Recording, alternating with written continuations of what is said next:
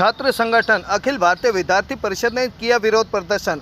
सरकार के खिलाफ जमकर की नारेबाजी करते हुए पहुंचे जिला सचिवालय।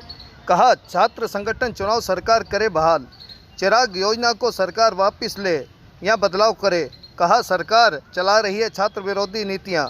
उपायुक्त को शिक्षा मंत्री के नाम सौंपा ज्ञापन। रेवाड़ी से राजकुमार के साथ भानु शर्मा की रिपोर्ट। मुर्दाबाद मुर्दाबाद हरियाणा सरकार, मुर्दाबाद मुर्दाबाद मुर्दाबाद हरियाणा सरकार, हाय हाय हाय हाय हाय हाय हरियाणा सरकार, हाय हाय हाय हाय हाय हाय। भारत माता की जय, भारत माता की जय। आज हमारी हरियाणा सरकार के सामने दो मुख्य मांगे हैं। वर्ष 2018 के बाद प्रत्यक्ष रूप से छात्र संघ के चुनाव नहीं हुए हैं।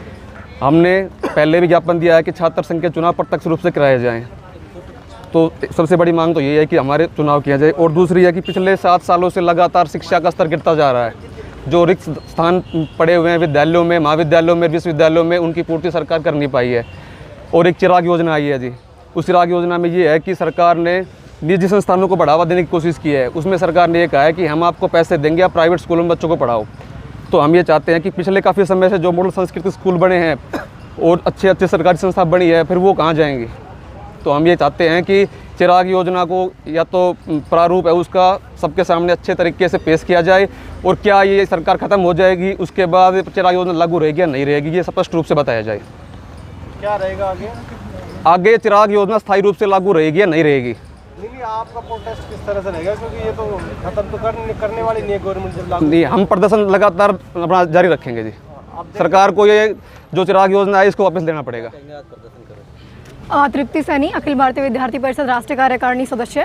आज जो विद्यार्थी परिषद पूरे हरियाणा प्रांत के अंदर प्रदर्शन कर रही है, विद्यार्थियों के हितों का जिस प्रकार हरियाणा सरकार की कुछ नीतियों के द्वारा जो हनन हो रहा है, उनके विरोध में आज अखिल भारतीय विद्यार्थी परिषद रेवाड़ी द्वारा विरोध प्रदर्शन किया गया है कि जिन नीतियों से विद्यार्थियों को नुकसान है, उनका हनन किया जा रहा है, उनको वापस लिया जाए या फिर उनके अंदर उचित बदलाव किए जाएं जिनकी वजह से छात्रों का जो नुकसान हो रहा है वो ना हो।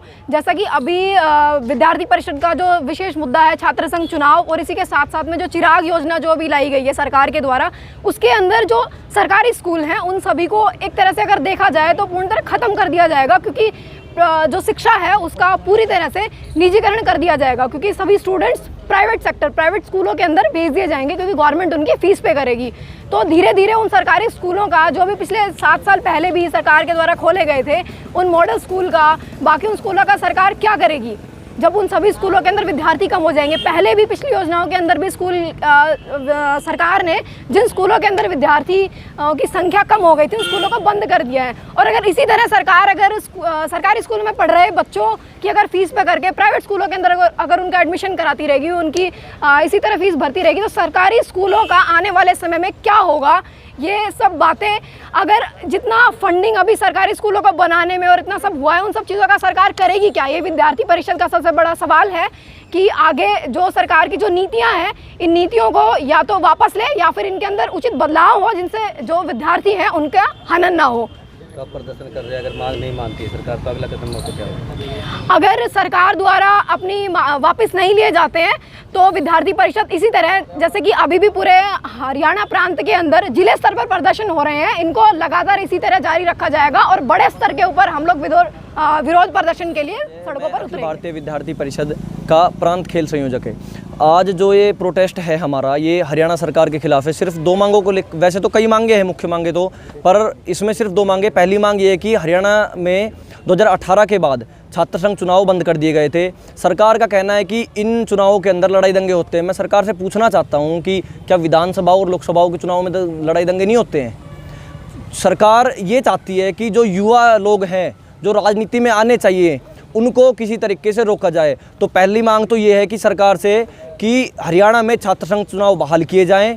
दूसरा, जो भी सरकार जो चिरंजी योजना लेकर, चिराग योजना जो लेकर आई है अभी हरियाणा के अंदर, उसमें ये है कि सरकार प्राइवेटाइजेशन को बढ़ावा दे रही है। वो सरकारी स्कूल के विद्यार्थियों को प्राइवेट स्कूलों में भेजकर उनकी फ़ीस पे करते हैं। मैं पूछना चाहता हूँ सरकार से, क्या सरकारी स्कूलों की फ़ीस जो अगली सरकार आएगी क्या वो भी पे करेगी? दूसरी बात, जब सरकार केवल फीस पे करेगी, उसके बाद जो अलग फंड है, जो बस फीस है, किताबों की फ़ीस है, ड्रेस की फ़ीस है, फ़ाइन है, क्या वो भी प्राइवेट स्कूलों की सरकार पे करेगी? और यदि सरकार कल को सरकारी स्कूलों को बंद कर देगी तो रोज़गार कहाँ जाएगा? दूसरी बात ये है।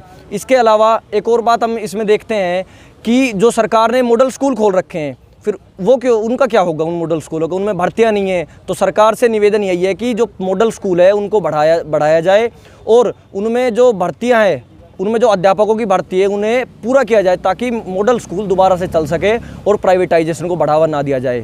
सरकार आपकी मांगों पर ध्यान नहीं देती तो अगर यदि सरकार हमारी मांगों पर ध्यान नहीं देती है तो पूरे हरियाणा प्रदेश भर में प्रदर्शन होंगे और इसकी जिम्मेवारी हरियाणा सरकार की होगी।